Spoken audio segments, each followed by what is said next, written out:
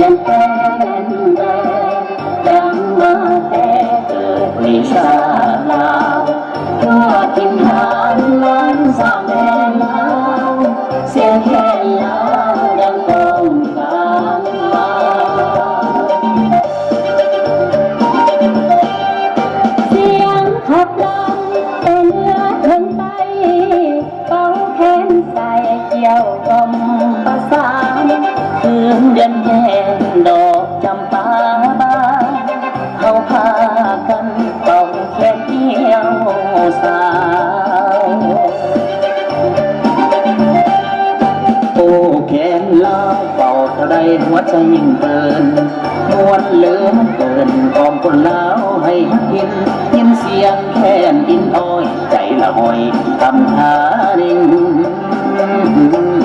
โอ้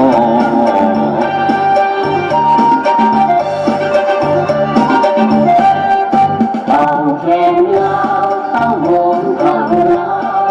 ลายสนเป่าเหมือนดังลูกแขนเป่าส่งเสียงทั้งขาดทั่วแดนเหมือนลูกแขนประสานเสียงดังเหมือนลูกแขนประสานเสียงดัง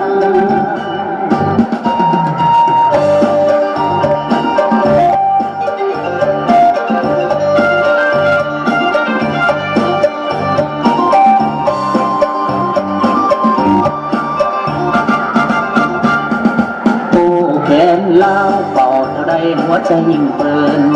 มวนเหลือเกินกองคนลาวให้หักยินเสียงแค้นอินอ้อยใจละหอยทำหาดิ่งโอ้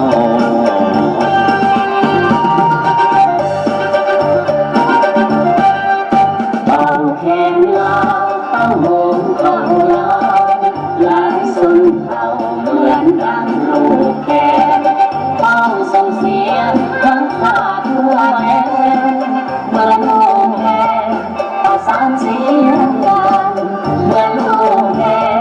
ประสานเสียงดัง